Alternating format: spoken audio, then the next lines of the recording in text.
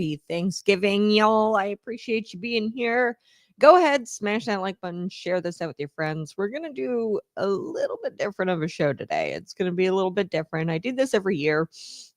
I share with you the true meaning of Thanksgiving and the true story, really, of Thanksgiving, because I feel like whether we realize it or not, we kind of have this image in our heads of the first Thanksgiving, and it's kind of like cartoonish. Okay. It was something that we were taught in grade school, and it's just not factual or true.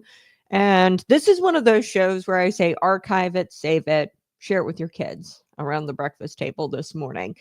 So hit the subscribe button and always support the program by visiting patriotpumpenergy.com and buying your bottle of premium pre-workout today.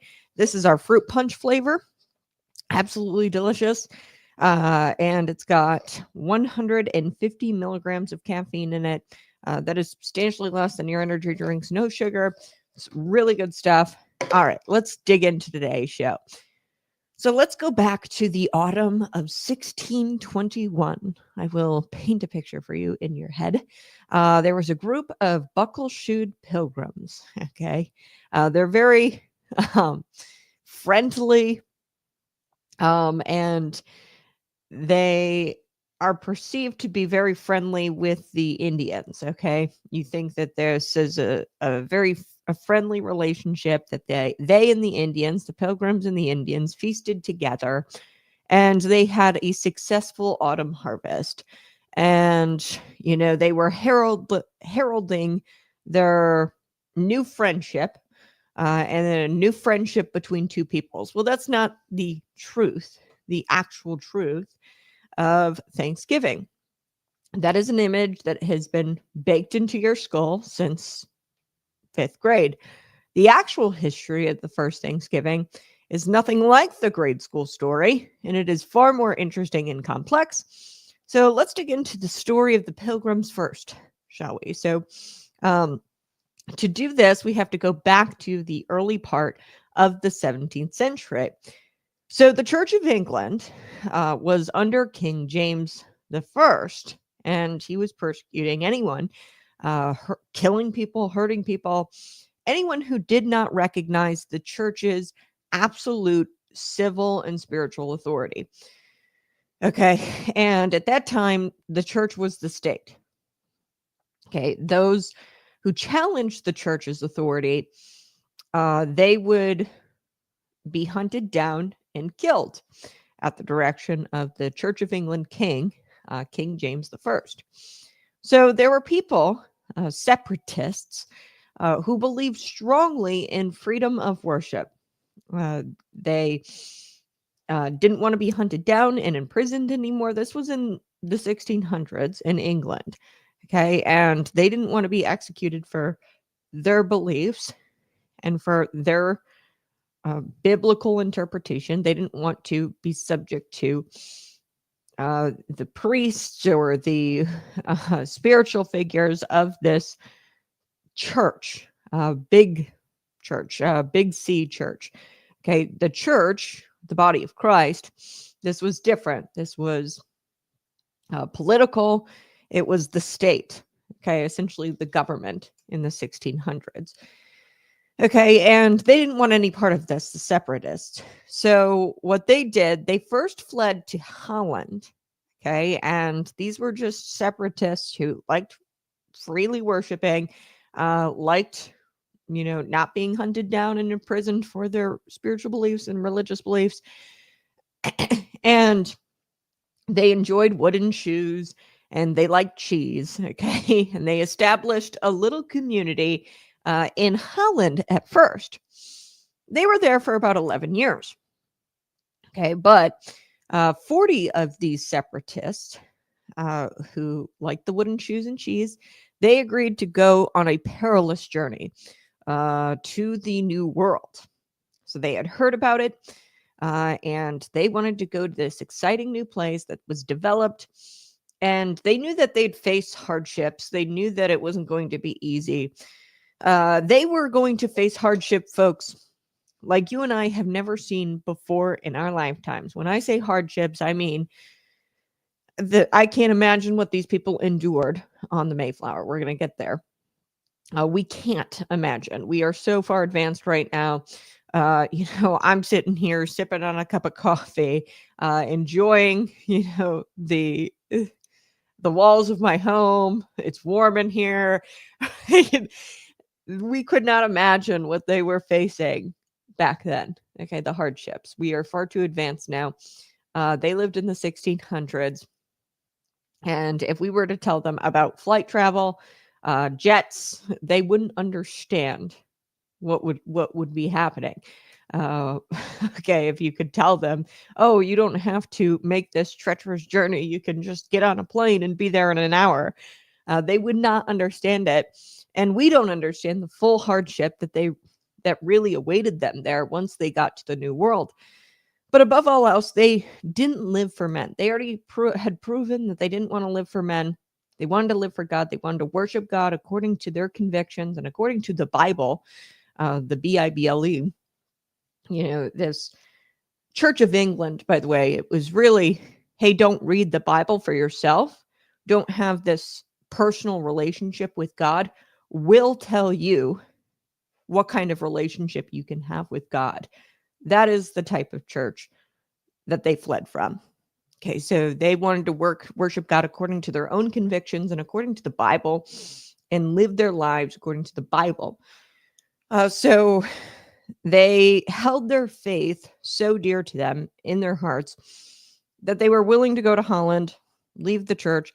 Now they're willing to go to the New World, and they really were just listening to God because these people were in a personal relationship with God. They heard the word go, and when God tells you to go, you go. Okay. So, their freedom was stripped away from them in England, their religious freedom. And that very freedom that they fought for to get to Holland and strived for and left, to obtain in Holland, they wanted more of that. Okay. That's why they boarded the Mayflower. Now, this is August 1st, 1620. They boarded the Mayflower, and that carried about 102 passengers. Only about 40 of them were separatists. Okay, these people, the Pilgrims, is who I'm talking about. Others were, people, European people, explorers, and things like that. But they boarded the Mayflower, the 40 Pilgrims. And the Pilgrims were specifically led by a guy named William Bradford. Okay, and they launched into the vast unknown. They launched their boat, the vast unknown of the Atlantic. And you have to imagine this. The Mayflower, I think when we were taught in grade school, we've got this image of a gigantic ship. No. Okay, this was a small wooden ship. Okay, and there was this endless ocean, no guarantees, very frightening. Frightening doesn't even really begin to describe this journey. Okay, the Mayflower was only like a 50-foot boat. Okay, it wasn't huge. It was about a 50-foot boat, and 102 souls were going across the Atlantic. And during this perilous voyage, William Bradford, he drafted an agreement, if you will. It's kind of like a contract establishing fair and equal laws. And all 40 of the Pilgrim community, all 40 members of the Pilgrim community, they, signed this, and they were all about the Mayflower contract here. Okay. And the laws applied to everyone equally, regardless of anybody's religious views. And their beliefs did not dictate their rights. So they created something, it's called the Mayflower Compact. This was a contract, and really it was foundational for our founding. Now, this is in the 1600s, but we'll get to the flaws of the Mayflower Compact here in just a second. But a lot of the good to come out of the compact was the scripture. It pulled from scripture, principles drawn straight from scripture. The Pilgrim people were grounded in the teachings of both the Old Testament and the New Testament. and they were thoroughly grounded in those teachings. And that is why Bradford, he penned this Mayflower Compact. He wanted everybody to have equal rights. They did not want to get there and have a Church of England situation again, okay? Because that's what they just fled from. So I think you're starting to get it, that they were a devoutly religious people. They went when God went, and they actually looked to the ancient Israelites. Like I said, Old and New Testament.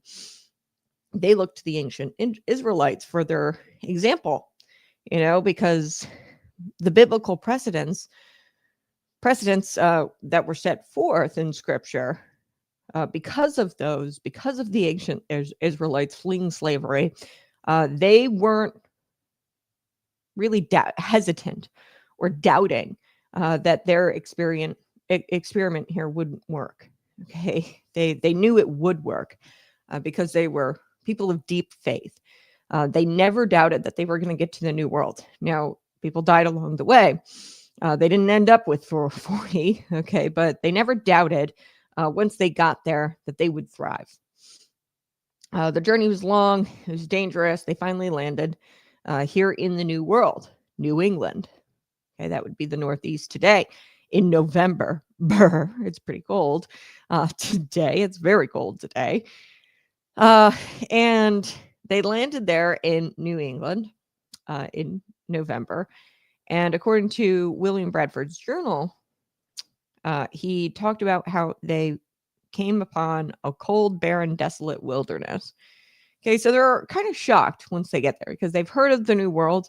They thought it was developed by all of these explorers. Christopher Columbus was before this, 1492. This was in the 1600s. They had thought that maybe the land was developed. No, it was very undeveloped, and it was just rocks, a lot of rocks. Okay, and it was November, and it was getting colder and colder and colder. No one was there waiting for them to welcome them. There were no friendly faces, no shelter, no nothing. Okay, the land was completely barren and unforgiving. There was no inns, no cabins, no roofs, okay, to sleep under. They had the cold ground, and maybe a tree, okay, would provide some shelter from the elements. This was true brutal hardship that these people faced. And they sacrificed this in the pursuit to freedom and to worship freely and to create their own little community where religious freedom was the bedrock. Okay, was the foundation, religious freedom. So this is only the beginning. Okay, folks. This was their first brutal winter. And remember, they landed in November. So half the colonists died. Okay, half these pilgrims died. Starvation, disease, exposure, and death claimed them, came and claimed their lives. And William Bradford's own wife died. Okay, now we're inching kind of closer to the part where you might be remembering this from grade school. Okay, you might have vaguely heard about the truth. The truth is always much harsher, about how the Pilgrims were having a hard time in the New World. Okay. It wasn't just a change of season. Okay. When spring came, it was the end of a fight for survival. It was so severe, you and I could hardly imagine it. Okay. Eventually, spring did come. Finally, spring came.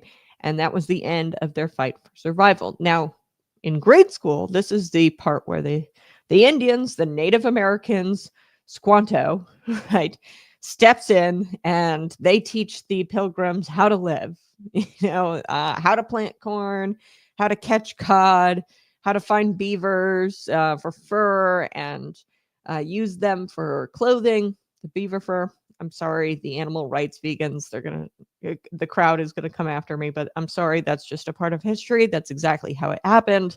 Okay. And there was an element to that. That's true. A degree of that, to a certain extent, that is true. The Indians came in, the Native Americans, the brown people, came in and helped the white people. Uh, but it's so much more complex than just that. And that is where your history book tends to end. That the Native Americans stepped in, taught them how to live on the land, and they all held hands at a Thanksgiving dinner. Yay, Native Americans. Okay, but it's much more complicated than that. Those stupid white people, right? The stupid white people didn't know how to live on the land, and the brown people came in and fixed everything. Okay, that's what they teach you in grade school. Most Americans think that the Pilgrims actually stepped off the Mayflower into a peaceful, open, friendly New England, a place with smiling Native Americans who were just super friendly and eager to help them plant corn. That is not true at all. And I highly recommend a book. This is by Charles Mann. It's called 1491. And this is a really good book. And he talks about the world that the Pilgrims arrived in this book. And I'm going to be taking excerpts from it today to try to describe what it was like back then in the 1600s. Because really, the way Charles Mann described it in his book that I've read, he describes it as a political minefield. I mean, this was a place that was savaged by disease before the Europeans even settled, by the way. Okay, the Pilgrims didn't survive because the Native Americans were friendly and taught them how to plant corn. Okay, they survived because there was a three-way power struggle, and there was one man who needed the Pilgrims. Okay, so spring finally came, and the Native Americans were dealing with this brutal winter as well. Okay, so there's like a three-way power struggle here, and I'm going to do my best to explain it. This guy, his name was Massasoit, okay, and he was a military leader of a Native American tribe called the Wampanoag Confederation. Okay, he was a leader, he's a strategist, he's a survivor. He just survived the same brutal winter that the Pilgrims had survived at this time. Okay, so they came out of this brutal winter. Now, 5 years before the Pilgrims had actually arrived, we're dealing with Massasoit in the Wampanoag tribe, and they were crushed by disease. And they weren't living off the land to perfection. Like, they weren't like these amazing agricultural as experts. Okay, the Native Americans were dying from disease, famine, before the Europeans arrived. They knew some hunting tactics, they knew some agricultural practices that came in handy. And we'll get to that here in just a second. But 5 years before the Pilgrims ever landed, this is important, the Wampanoag tribe was crushed by disease. Okay. Now, there were earlier European traders and explorers. We know Christopher Columbus came a few centuries before the Pilgrims ever arrived. So there were like Spanish settlers, and I mean, they were bringing all kinds of diseases over, but there were diseases amidst the Native American tribes as well. Okay, they weren't exactly hygienic people. In fact, a lot of these Native American tribes were eating people. Cannibalism, that can't be good for you. They were practicing blood sacrifices, things like that. None of that's really hygienic. I don't know about you, but ripping out somebody's heart for the sun gods doesn't sound exactly clean or like disease-free to me. So anyway, entire villages were emptied. Native Americans and the early European settlers, not the Pilgrims, a lot of people were dying. Okay. There were skeleton towns, one of which, this empty village, it was called Patuxet. Okay. Now, when the Pilgrims arrived on the Mayflower, they renamed Patuxet New Plymouth. Okay. Plymouth Rock, imagine it. the Pilgrims, thought they had found the perfect place God prepared for them. And meanwhile, the Wampanoag tribe, okay, and Massasoit is the military leader of this tribe. His entire tribe has been pretty much wiped out. That was 5 years kind of before the Pilgrims ever arrived. They're a very small tribe. They saw these, Pilgrims come in and move in on a ghost town of their own debt. Okay, the Wampanoag tribe. So, yeah, this was not a peaceful world. Okay, it wasn't like they landed and then the Native Americans were smiling. You could imagine how the Wampanoag tribe felt about them settling in this abandoned town. Nobody lived there. Okay, so no fault. That's no fault of the Pilgrims. Nobody lived there. Nobody had claim over the land. People were dead. This was just rock and trees and elements, and they survived miraculously. Probably about half of them survived, and they survived this brutal winter, and now that winter's over, what does Massasoit do? Okay, of the Wampanoag tribe. He sees these white people come in, move in. You could imagine he's not very happy about that. Massasoit was also staring down the barrel of annihilation. Like I said, 5 years before the Pilgrims even came, his whole tribe was pretty much wiped out. So he was gonna be gone. His whole tribe is everything that he's worked for gone.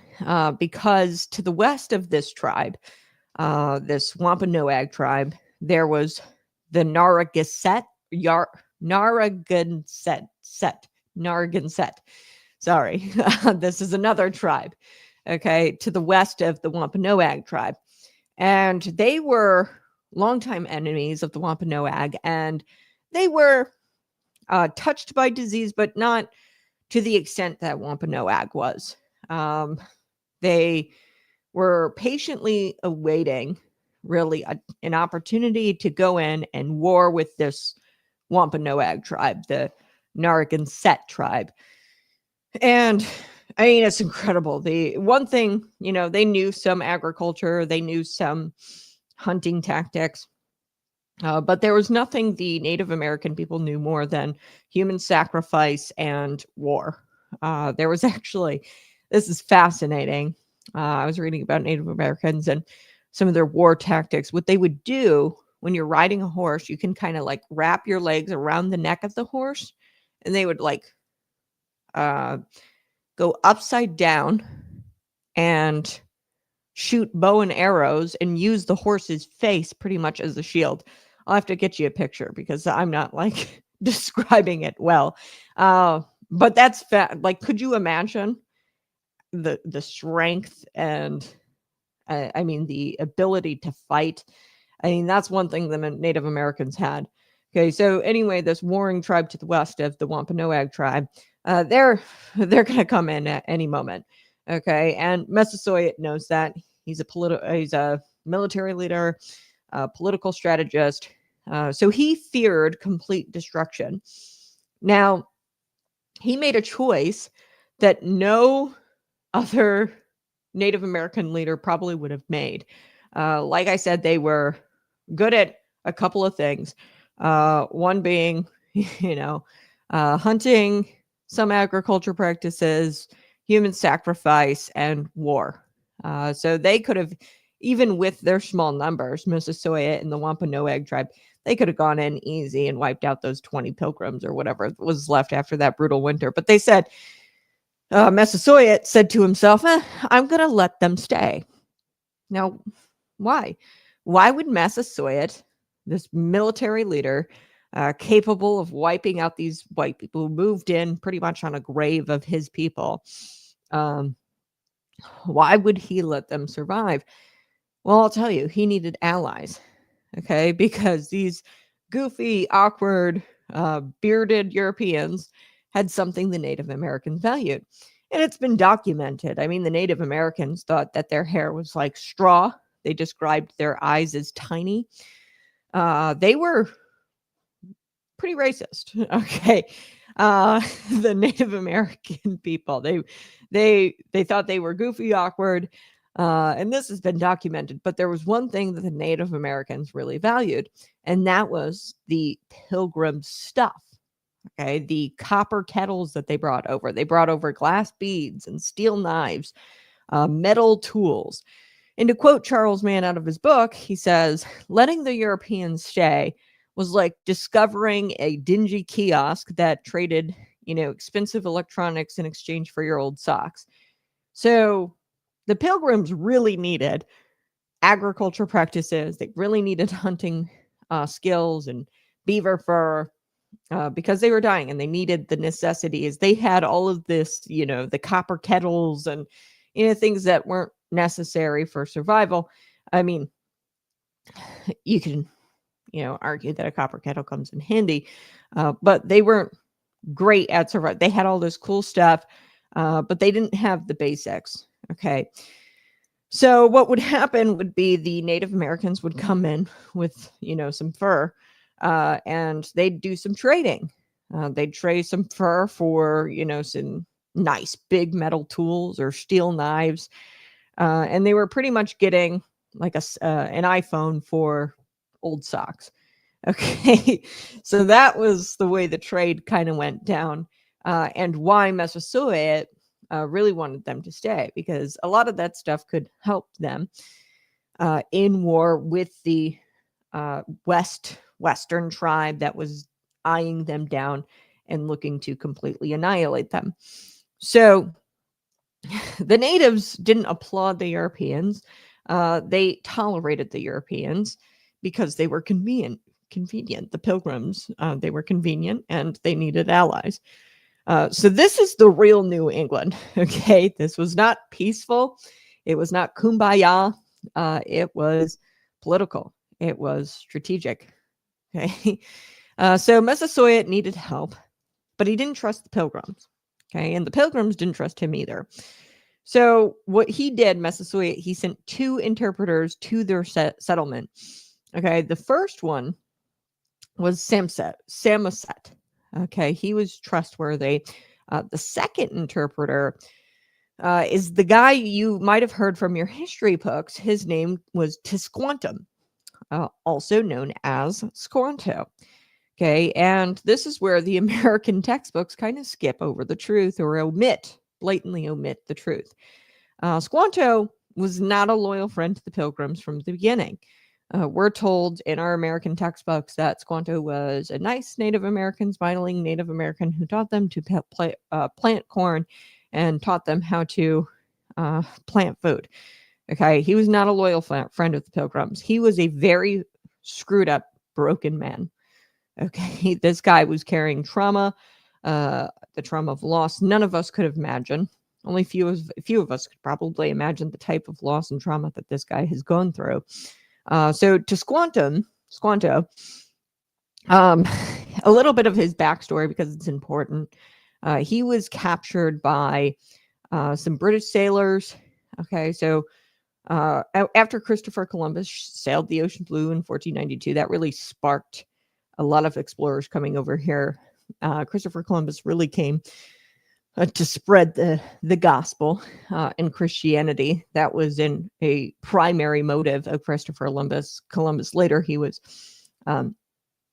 directed by Spain to come here and, gold and open up the trade and things like that. But a lot of people were coming over here, explorers, and Tisquantum was kidnapped. Okay, and he was dragged across the ocean and he was sold into slavery in Spain. Okay, so 7 years before the first Thanksgiving, and I'm going to get to the first Thanksgiving here, he was captured. Okay, let that sink in. Squanto was a slave before he ever met the Pilgrims. Okay, and then he was eventually freed by white people, captured probably by the Spanish, the British sailors, sold by those British sailors into Spanish slavery in Spain. Okay, then he was eventually freed by Roman Catholic priests. So he made his way to London, and he was freed by these priests He made his way to London, and he kind of lived as a conversational piece with an Englishman. So it wasn't exactly slavery. He made his way to London, and it was sort of like, I don't know how you would call it, a an agreement where he learned English, and eventually he secured a passage back to North America. Okay, lived with a wealthy Englishman, and the wealthy Englishman who had Squanto, he like lived as a conversational piece in his home.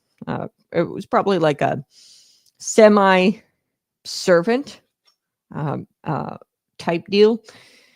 In exchange, he learned English, and then he went back to North America, where his tribe was, right?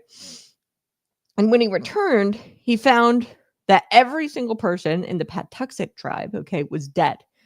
Okay, Charles Mann described this in his book as a cemetery 200 miles long. Patuxet was the hardest hit. Like I said, disease, famine. This was 5 years before the Pilgrims ever came.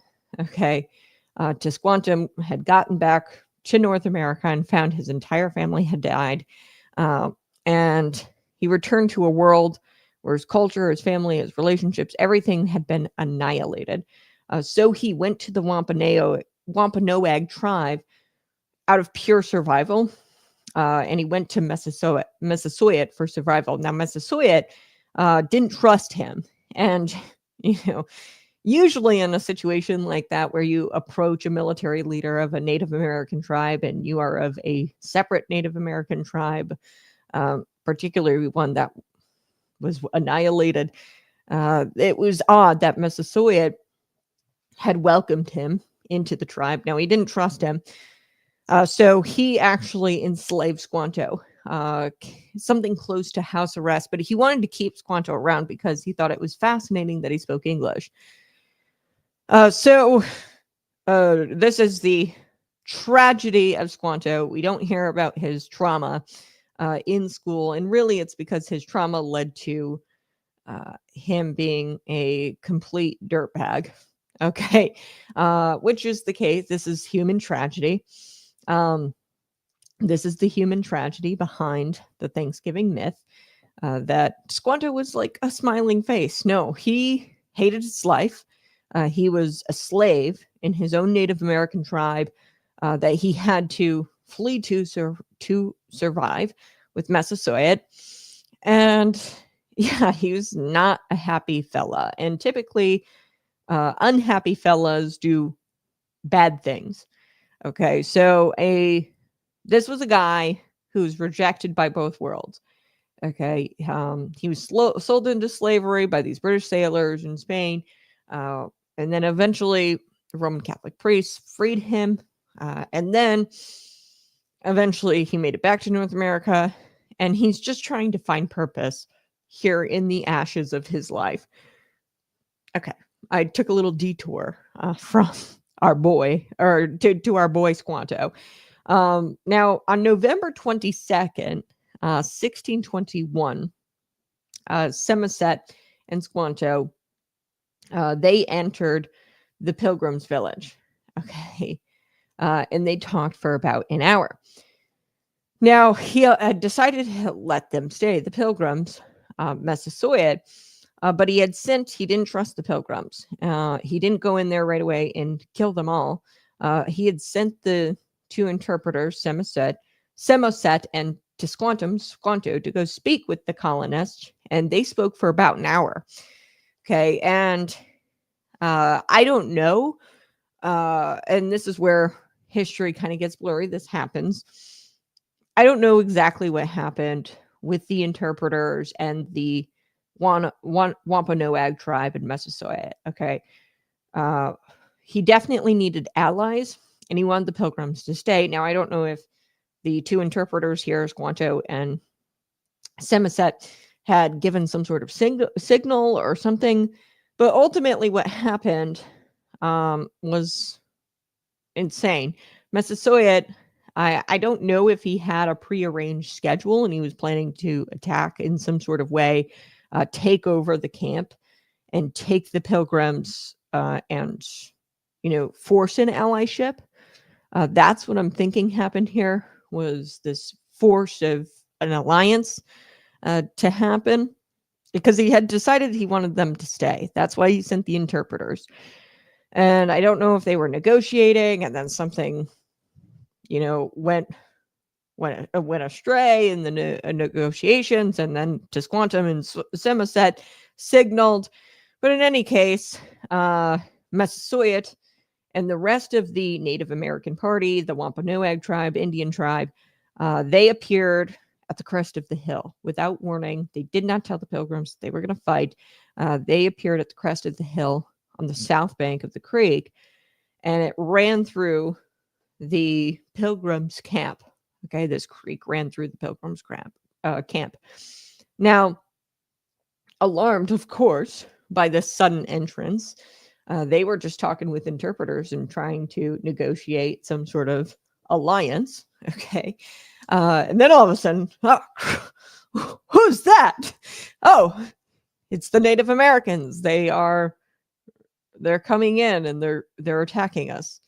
They're coming in from the south bank of this creek at the crest of the hill here, and the Europeans, the Pilgrims, they withdrew, to the hill on the opposite side of the bank. And then they had a few cannons, okay, and they launched some cannons behind this half-finished stockade, and that is where a battle ensued. The standoff ensued. And then suddenly Massasoit and his warriors appeared on a hill above the camp. Okay. The Pilgrims withdrew behind their half-built stockade, and they started cannons and blah, blah, blah. So there's this fight going on. Okay. And the fight ended with a guy named Edward Winslow. If you guys can pull out your, notepad, if the kids are listening this morning, happy Thanksgiving to y'all. Edward Winslow is the guy who ended this all, this little skirmish. And by skirmish, I mean there were cannons and people dying. Okay. So Edward Winslow would actually later become the governor of the Plymouth colony. Like I said, it used to be the Patuxet tribe that lived there, wiped out. They named it, the Pilgrim settlers, New Plymouth. So Edward Winslow would later become governor, but he waded through this creek, and he was in full armor, carrying a sword, and through Squanto, the interpreter, he offered himself as hostage. So he was telling Squanto in English, hey, I want to be offered as hostage. Just stop the battle.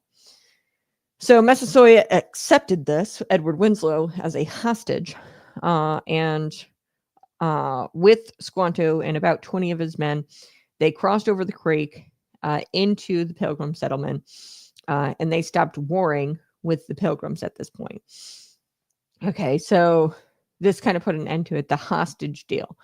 Thus, there was a historic meeting that took place, and there were some negotiations, and there was an alliance agreement, and a great Thanksgiving feast, because that is what happened after war. Men get hungry, okay, and they would eat. Okay, so there was a historic meeting, but this only happened after the hostage deal took place with Edward Winslow. So this was not peaceful. Okay, this was nearly a shootout to the death. There was one act, and that was the act of Edward Winslow offering himself up as tribute. I volunteer as tribute. He offered himself up, and that prevented a full-blown war and opened up a door to negotiations. And eventually that negotiation led to an alliance. But remember, this alliance was not sentimental. Okay, this was political. It was a hard-fought alliance. People died. Okay, Massasoit needed the Pilgrims. The Pilgrims did also need Massasoit. Like I said, they had all this armor and weaponry and kettles, pots and things, but they didn't have the basics down. They didn't have the agricultural practices down, the fur, the beavers, the hunting practices. So this piece was practical. and they needed each other. But if you ask me, I mean, that was kind of a shady move by Massasoit. He sent his interpreters there to go negotiate, and then all of a sudden he comes up over the crest of the hill, warring. Like I said, the Native Americans were good at a few things: human sacrifice, agricultural and hunting practices, and warring. Okay, so the plot thickens here. And I'm sure your school teachers never told you this. Squanto here had a plan. So this is after the Thanksgiving feast. And the negotiations led to an alliance. So they're, pals-ish now. Okay, the Pilgrims and the Wampanoag tribe. But Squanto had a plan, and he had a big one. He wanted to rebuild the Patuxet people.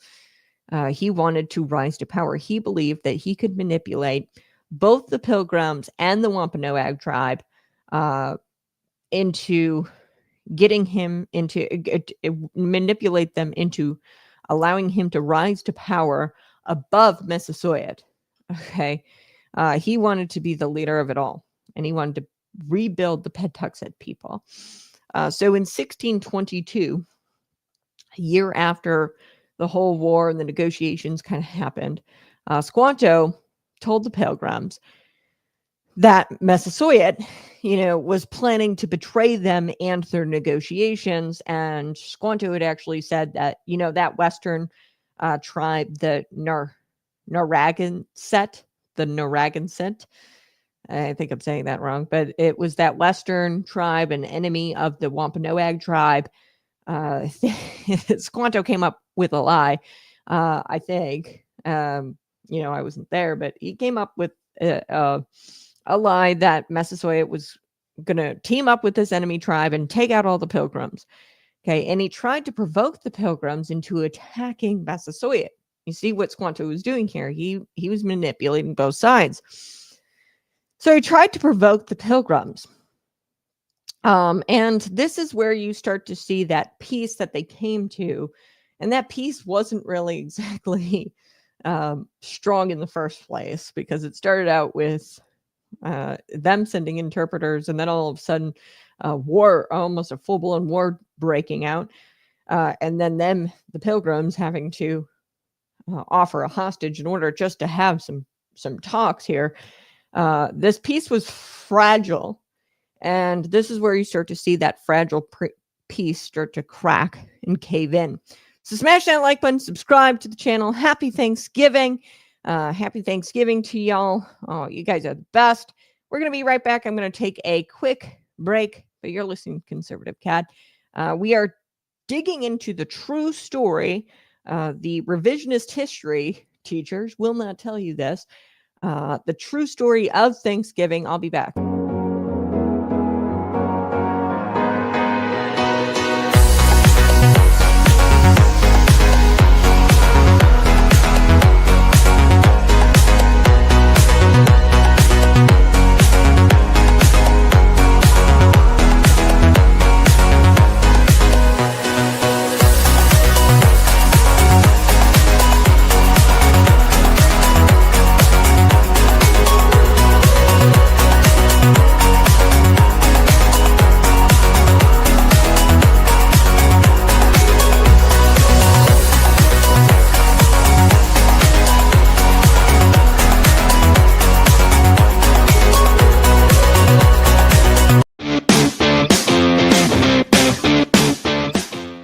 Sometimes God stops you cold, not with a whisper, with a punch to the soul. Saul wasn't looking for Jesus. He was hunting Christians. He had power, position, and a mission. Then God knocked him to the dirt, a light from heaven, a voice that knew his name. Saul, Saul, why are you persecuting me? That moment wasn't soft. It wasn't sweet. It was a spiritual ambush. God still works like that. He steps into your mess, interrupts your pride, confronts the man you've become when you're wandered too far. Maybe you're building your own kingdom. Maybe your fists are up. fighting battles God never called you to, or maybe you're just running hard in the wrong direction. But then comes the voice, clear, heavy, holy. Why are you persecuting me? Jesus doesn't want your behavior fixed. He wants your heart surrendered. Saul didn't get a lecture. He got a mission. Get up, go to the city. You'll be told what to do. That's the way of real manhood in the kingdom. Surrender first, then orders. You don't need every answer right now. You need to obey the voice. Follow the light. Rise up off the dirt and walk the road God lays out it for you. Some roads break you to rebuild you, and that's exactly what Jesus wants. You want to train like a warrior? You need fuel like one.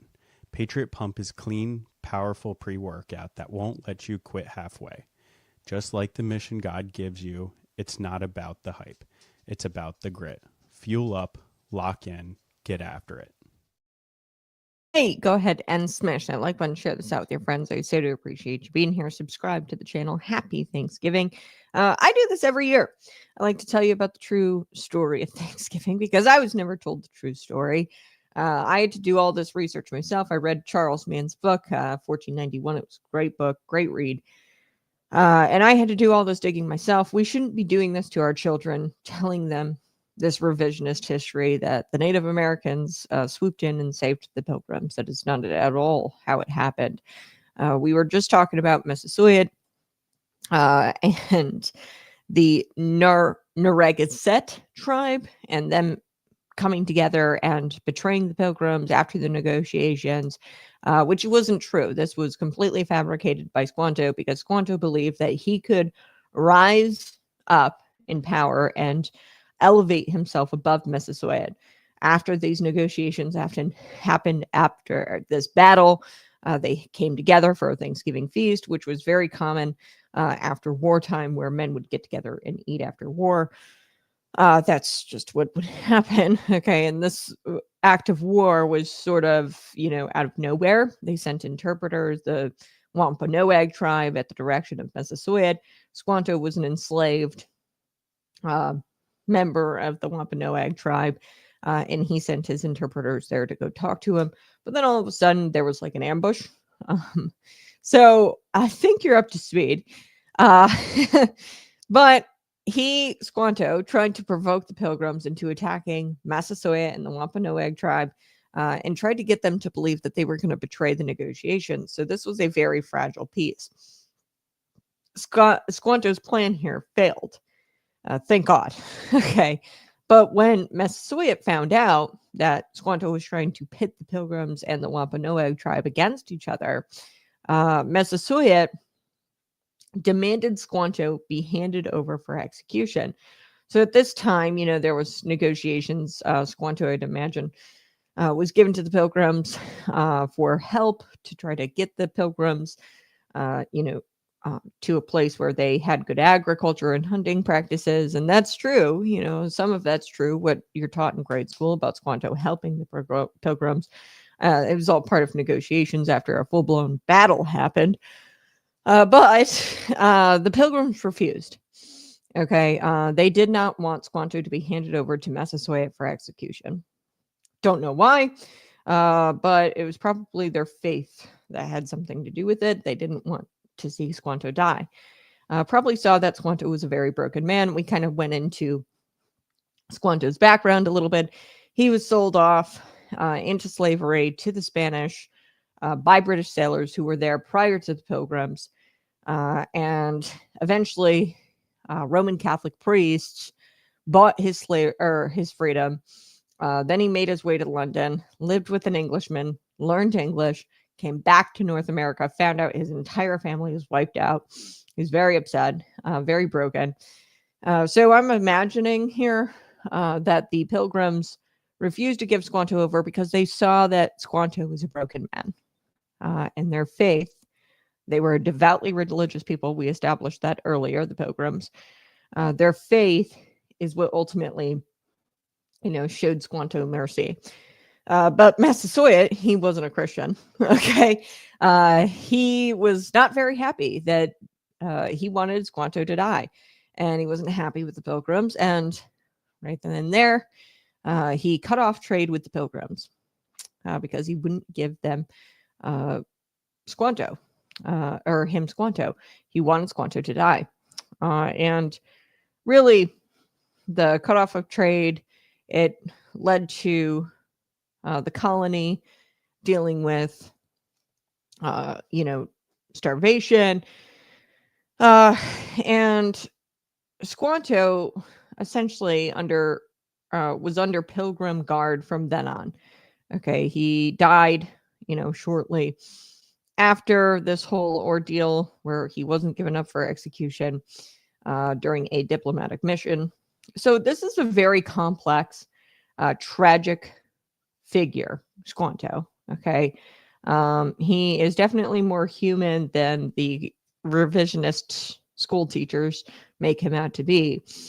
He is not a cartoonish character who is a friend of the Pilgrims. Okay, in fact, his actions here ultimately, and because they saved this guy's life, his actions here ultimately led to this colony starving because they were cut off from trade. They did rely on the Massasoit tribe of the Wampanoag tribe that was led by Massasoit. Same as Massasoit relied on the Pilgrims. This was an alliance that was needed on both sides. So the peace between the Wampanoag and the Pilgrims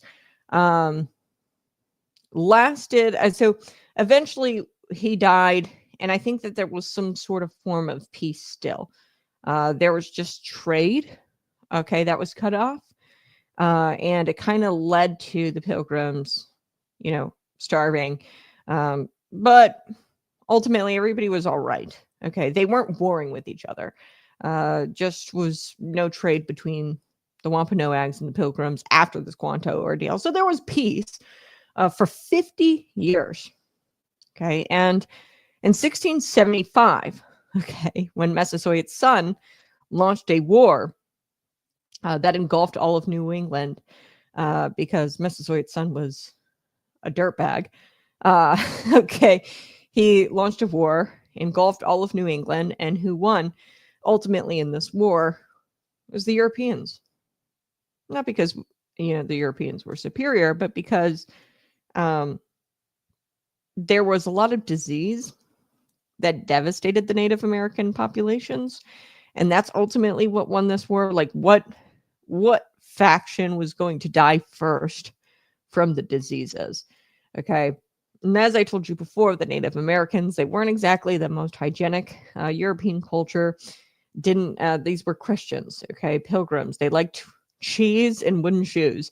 Okay, they weren't about human sacrifices, eating each other, bleeding out, for the sun gods. Not very hygienic. I'm not shocked to find out that the Native American populations died before the Europeans in this war.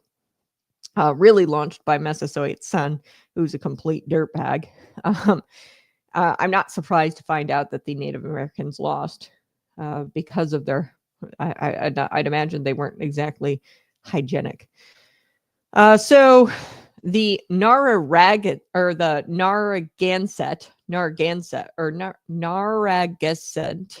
keep messing that word up. It's a tribe. It's that western tribe that was an enemy of the Wampanoag tribe. They were wiped out. Okay, they were pretty much untouched. Like I said, they were eyeing down the Wampanoag tribe, and they were wanting to annihilate that tribe. But Massasoit teamed up with Pilgrims, and Massasoit kind of saved his people. Not a fan of Massasoit because he did this ambush, right, against the Pilgrims, and I mean that was kind of a dirtbag move. And then also, he called for Squanto's head. And when the Pilgrims said, no, we don't want to, he cut off trade, which was kind of a dirtbag move. Not very merciful guy, okay, or fair guy, I would say, Massasoit. But at least he saved his tribe for 50 years by pairing up with the Pilgrims and coming to some sort of negotiations, even though coming to those negotiations was kind of like disgusting, and how he like ambushed and but ultimately there was peace between the two, and I think that's what led to the long-term survival of his tribe and the long-term survival of the Pilgrims, because they reached those negotiations. But this Western tribe, the enemy of the Wampanoag tribe, they were much better off than the Wampanoag tribe. They got wiped out by a smallpox epidemic in 1633. Okay, so a lot of these natives were dying off because of diseases. It wasn't that the Europeans were like superior in war, which I've already talked about. Native Americans love a few things. War is one of them. But it was more so the disease that killed them off. And like I said, the war was started by Massasoit's son, and he broke 50 years of peace with the Pilgrims. Okay, and their societies, the Native American societies, were destroyed by diseases. They didn't understand the diseases. They couldn't fight the diseases.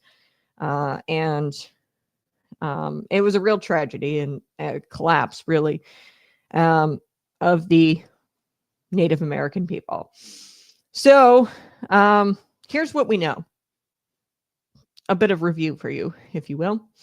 The Pilgrims survived, I think, miraculously after that brutal first winter. I don't know how you look at that brutal first winter before spring came and before these kind of negotiations really happened with the Wampanoag tribe.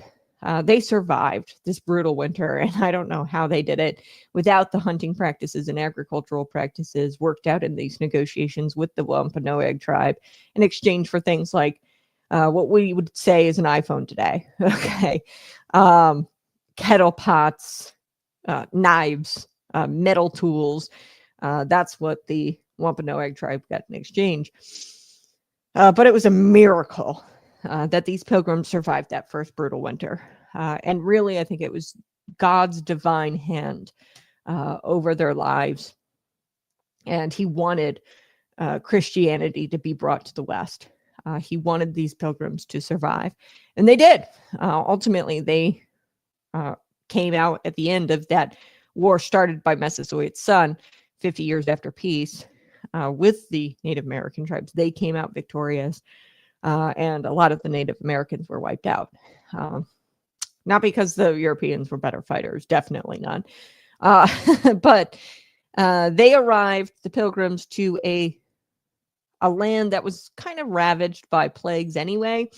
And that is what ultimately led to the Wampanoag tribe needing this alliance with the Pilgrims, because this Wampanoag tribe was on the verge of extinction, much like the Patuxet tribe that was there, where the Pilgrims had renamed the Patuxet area to New Plymouth. That was just a cemetery that the Pilgrims had kind of taken, made camp on. It was a cemetery, and Massasoit had some wisdom and paired up with the Pilgrims rather than completely annihilating them. He realized, okay, in order for me to keep my people alive, I'm going to have to come to some sort of alliance with these people, with these straw-haired, blue-eyed, wooden shoes, cheese-eating people. Okay, so the Pilgrims, they walked into a political battlefield that they didn't really understand. And they were manipulated. They were nearly attacked and killed.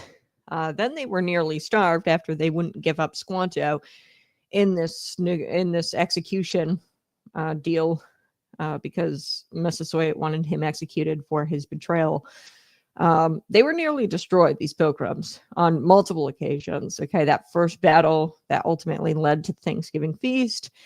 Then they were nearly starved because Squanto screwed the pooch, and he screwed up this deal that they had, and they cut off trade, the Wampanoag tribe, with the Pilgrims. They nearly starved, and then they were nearly destroyed by Massasoit's son, who started a full-blown war in New England with multiple tribes and English settlers. Like, it wasn't just Native Americans against white people. It was Native American against Native American against white people, and white people against Native Americans. Like, this was truly divine that these people ultimately came out victorious. They weren't saved by multiculturalism, which is what your history teacher probably taught you, that, oh, this was a different culture the Native Americans had, and they used each other's cultures to help each other survive. No, this was not like utopian multiculturalism at work here. Okay. Ultimately, what happened was there was bloodshed, a war, negotiations. There was a covenant made. There was an alliance forged under duress. And ultimately, Edward Winslow had to offer himself up as a hostage in order to even get those negotiations going. That's the truth. It wasn't a kumbaya moment where everybody, came together and talked about their cultures. Okay, so the Pilgrims weren't saved by multiculturalism. The Native Americans weren't really saved by multiculturalism. They were saved simply because they teamed up with the Pilgrims, and the Pilgrims offered, iPhones for, old socks. Okay. And they benefited from trade just as much as we benefited from the trade. So Thanksgiving is not a cartoon. It is not a Hallmark moment. It is not a kumbaya moment or a festival, a kumbaya festival. No, this is a story of Western civilization arriving in a world already in collapse. I mean, the Patuxet tribe was completely wiped out, which is why Squanto's backstory is so tragic and sad. He was sold into slavery, came back home. Ultimately, the Roman Catholic priest bought his freedom. Then he came back home, learned English, came to North America again, and then saw his whole entire family wiped out. And then that ultimately led to a shaky peace deal, or, well, there was those negotiations, and Squanto, because he was a broken man, betrayed Massasoit and the Pilgrims, and ultimately Massasoit wanted his head. The Pilgrims said no because they were faithful people. So, it was fascinating to read about all of this in Charles Mann's book, 1491. Check it out. It's good. And it was really a story of Western civilization arriving in a world that was already in collapse and finding its way through danger by faith. Okay. So it is a story of God guiding this tiny little band of religious refugees. Okay. And really, it was a political chess match between the Native Americans and Pilgrims. This was a story of betrayal, bravery, and survival. Two civilizations crashing into one another, a fragile moment of cooperation before a century of conflict. It was messy. It was very real. It was very human. This was not a cartoon. This was not multiculturalism. And I think that the true story of Thanksgiving deserves to be told truthfully. Okay, not through the lens of modern ideology. Multiculturalism is great, okay, and helps everybody. That is not what ultimately saved the Pilgrims from starvation and death. And that's not what saved the Native Americans from death and starvation. And ultimately, they did die from starvation and death because Massasoit's son screwed it all up. But it wasn't just the Native Americans teaching the Pilgrims how to plant corn, how to fish, and how to hunt.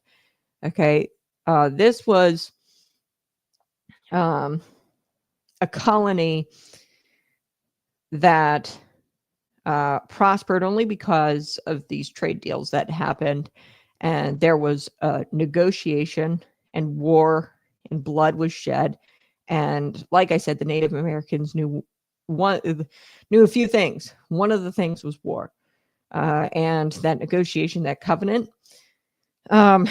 was so strong that Massasoit didn't even really break the covenant when the Pilgrims didn't give up Squanto for execution for his betrayal. The Native Americans kept that peace for 50 years, and then Massasoit's son came in and warred with everybody, and ultimately entered into a war that he couldn't win because the Native Americans succumbed to disease and wiped them all out, and the Europeans were victorious in that war, not because they were superior in battle, but because disease got to the Native Americans first. Now, like I said, schools usually stop at the part where, Squanto helped, the Pilgrims plant corn and help the Pilgrims fish and hunt, which was part of the negotiations, and I'm sure Squanto did that right before he betrayed both sides and wanted to rise to power and rebuild the Patuxet tribe because he was bitter in his heart and he was a broken man. Now, they did all of that, but that's not ultimately what made the colony prosper. Okay, not even really the trades. Like the trade, yes, the Pilgrims helped the Native Americans, and the Native Americans helped us. And there was these trade deals that were happening in this peace negotiation that lasted 50 years. Okay, but what really ultimately, I think, saved the Pilgrims was this. And this is where the story kind of gets deeper. I've told you about the Indians and the Pilgrims, and I kind of debunked a lot of these myths, these Thanksgiving myths, told you the true history. Now I want to get into what the Pilgrims kind of realized for themselves, and maybe this led to them ultimately winning the war against Massasoit's son. Some of this might have played a part. Like I said, it was disease that mainly wiped out the Native American tribes. It wasn't that the Europeans were better at war. But this could have at least helped them during that wartime. It was like a century of war. So, let me dig into this. The Pilgrims, they came to America and they were backed by, I told you they came on the Mayflower. And this part of the history rarely gets told. They came to America and they were backed by financial sponsors in England and Holland. Okay, I told you that for 11 years, the separatists, the Pilgrims, left the Church of England. They went to Holland, and who backed the Pilgrims and their trip and kind of sponsored their trip on the Mayflower? It was financial sponsors from England, largely, and it wasn't just the Pilgrims that were on that ship. Like I said, it was 120 people. And you had 40 Pilgrims, and they mainly lived in Holland for like 11 years before they decided to go to the New World. Okay, as part of the agreement, everything that the settlers produced. So I'm talking about the Pilgrims here. This was a very small part of it all. The other of the 120 out of what was it? 60 plus 20, 80. The other 80, they went off and kind of settled in their own little plot of land, not in New Plymouth. I'm talking about the Pilgrims. So the settler Pilgrims, they, as part of the financial agreement, they were probably backed by financial sponsors in Holland. They had to produce everything that they produced had to go into what was called a common storehouse. Okay, so now you're starting to see why the Pilgrims kind of like half of them died by the first winter. They still struggled even when there was that trade cut off after the Squanto execution deal. They were starving because the trade cut off. But the settlers ultimately figured it out. And, but the common storehouse, here's how it worked. Land, houses, crops, all of it belonged to community, and each person had to receive an equal share. No one owned private property in this new little colony, New Plymouth. Okay, and this is how the Mayflower Compact kind of laid it out and why it was a little flawed. Okay, it was essentially a commune.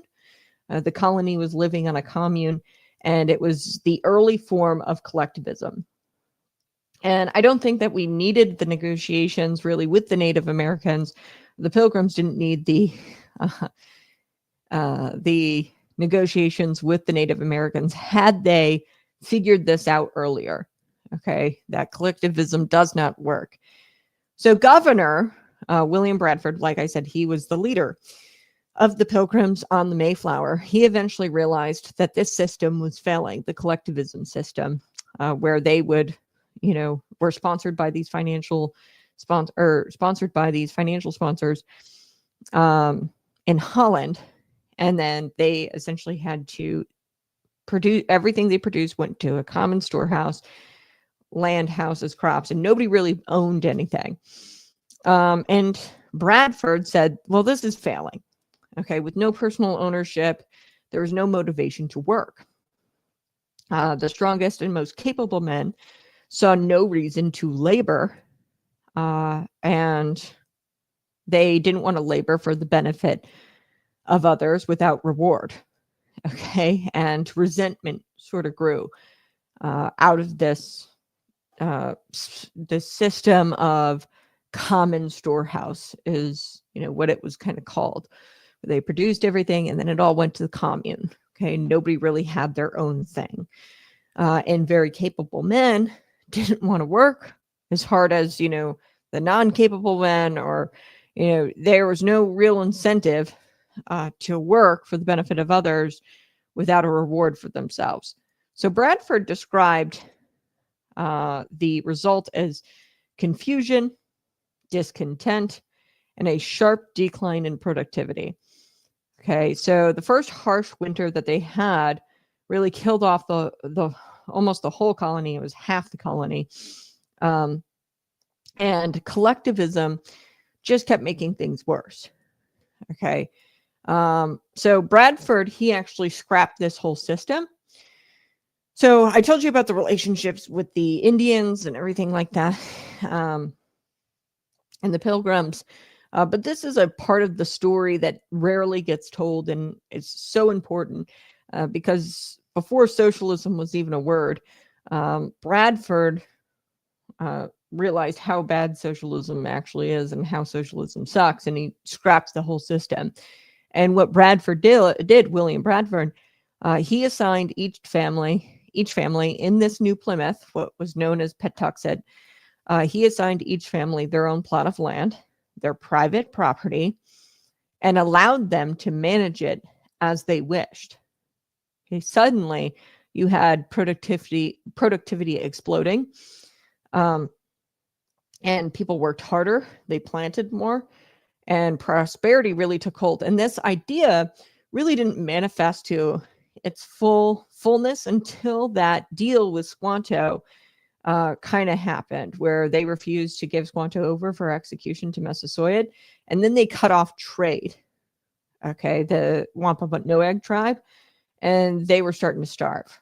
The Pilgrim settlers. And why was that? Because socialism causes people to starve.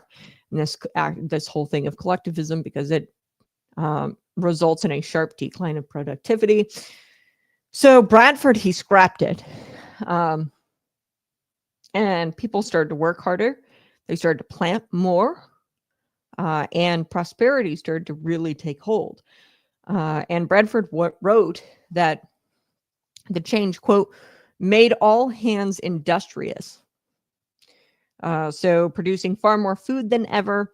So in essence, the Pilgrims discovered long before the word socialism ever existed that socialism fails and that individual incentive and private property creates success. And, some argue that that's what led to the European settlers' victory, with the Massasoit son.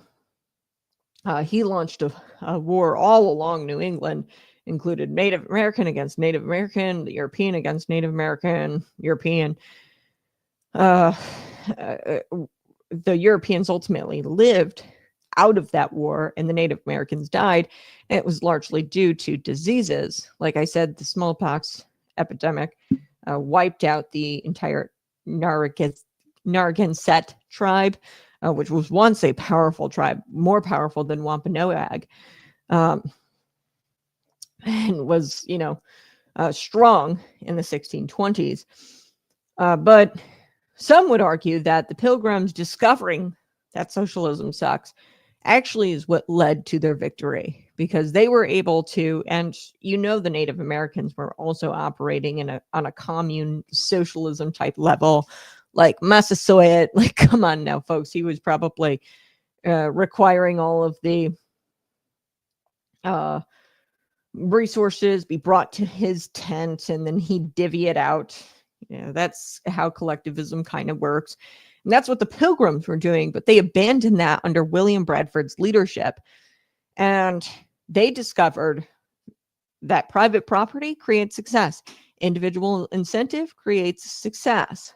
Okay, so this new prosperity allowed them to trade with the native tribes and to pay off their debts to the financial backers.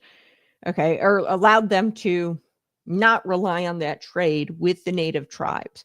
So with that whole Squanto deal, where they wanted, or Massasoit wanted Squanto for execution, and the Pilgrims said, nah, we're not doing that, because, I think they were convicted people. They cut off trade, the native tribes, and the Pilgrims were self-sustaining, or ultimately became self-sustaining, because they adopted something that worked. Capitalism, private property, individual incentive. And then they were ultimately able to pay off their debts to the financial backers. And word spread across Europe about the thriving Plymouth colony, sparking what was called the Great Puritan Migration. Okay, so none of this really diminishes what happened between the Wampanoag tribe and the Pilgrims, and the trade and the negotiations, and they did help each other. It wasn't through multiculturalism that saved both of these groups of peoples, these two different peoples. It wasn't that. It was bloodshed, war, negotiations. That's all what led to this contract, and they were able to trade with each other. And I'm not trying to diminish that.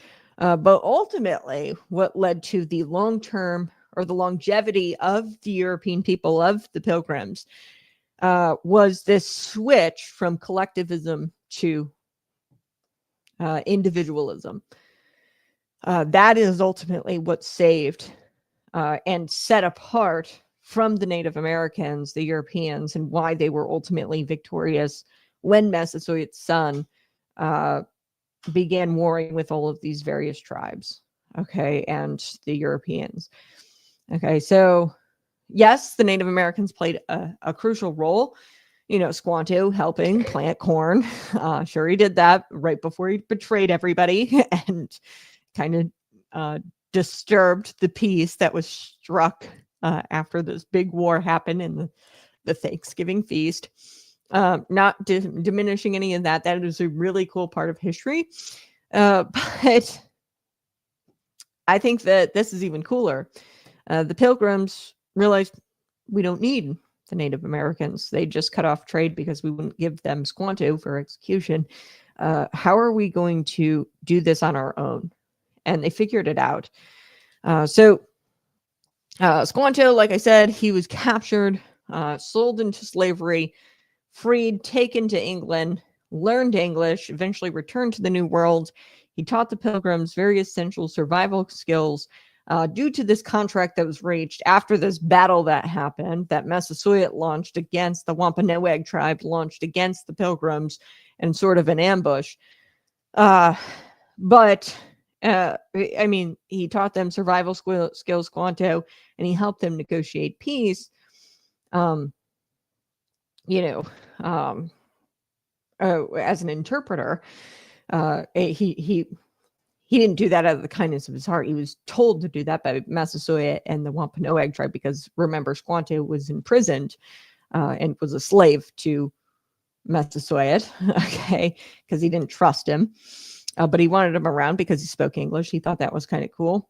And the Pilgrims believed, Squanto, many people believed at that time, the Pilgrims thought Squanto was brought to them by God, which is part of the reason why they didn't want to give him up for execution. And they were grateful to Squanto and the Wampanoag tribe, and they still had peace even after the whole, like, we're not giving Squanto up for execution deal.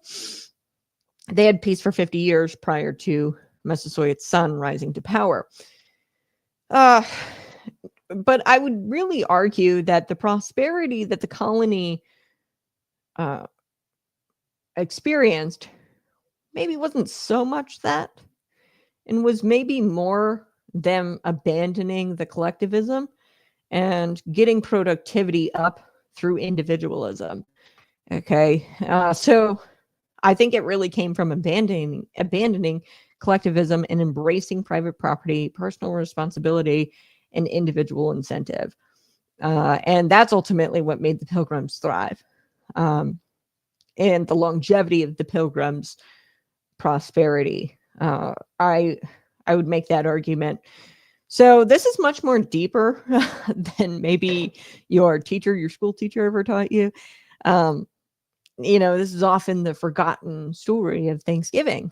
This is a religious people. They came to the New World fleeing religious persecution. They weren't doing it right. They were dying off. They teamed up with Massasoit and the Wampanoag tribe, the Pilgrims. That was sort of a mess. And then ultimately, they discovered what real freedom is. It's personal enterprise. It is not communal ownership. Communal ownership does not create abundance. Personal enterprise creates abundance. So the Pilgrims didn't come for conquest. Okay? They came here to worship freely. They built a new world. And they thanked God. They truly thanked him for saving them from famine, from war, from disease, from betrayal, from death. And Thanksgiving is not about pretending everything is peaceful and that multiculturalism works. That's what bothers me about it. It's like, this was not about multiculturalism at all. And this is about giving thanks even when the world isn't peaceful. And when you're kind of waiting in the hallway for God to move. And I truly believe William Bradford, the governor of New Plymouth, that was a God move in his heart, where he said, enough with this collectivism. We're going to do it our way now. We're not going to rely on the trade with the Native Americans. And I think that deal where they said, okay, we're going to stand by our faith and we're not going to give up Squanto, because Squanto has kind of helped us through this negotiation time, through this peace deal. We don't want to give you Squanto Massasoit because we know you're going to kill him, and we don't want that. And Massasoit cut off trade, and that kind of, led to a starvation. And I think in that period of tragedy, I mean, there was still peace between the Wampanoag tribe, Massasoit, and the Pilgrims. I think that is ultimately what led them to say, let's get our heads out of our butts, okay, and abandon collectivism and do it for ourselves. And it's kind of like praising God in the hallway. They gave thanks even though everything looked dull and glum. And they were praising God in the hallway and giving him gratitude in the middle of the chaos, in the middle of danger. And the faith is really what I think led to, and this belief in individualism and true freedom, which is biblical. I think that's ultimately what led to this victorious European Western civilization we know today. Okay. So that's the real story, folks. That's the conservative cat story. And this is the story that America needs today. So do me a favor this Thanksgiving, share this out with one friend and tell them to subscribe to the Conservative Cat channel, because this is a thing that our school children are not learning in school, and they need to know the real story, because it's much more complex than, a cartoon character Squanto helping the Pilgrims plant corn. Okay. It's much more complex. And I think if you told kids the real story, they'd be able to handle it. I think often we try to tell kids, revisionist history because we don't think that they can handle stories of war or the truth. And, that's not doing our kids any favors.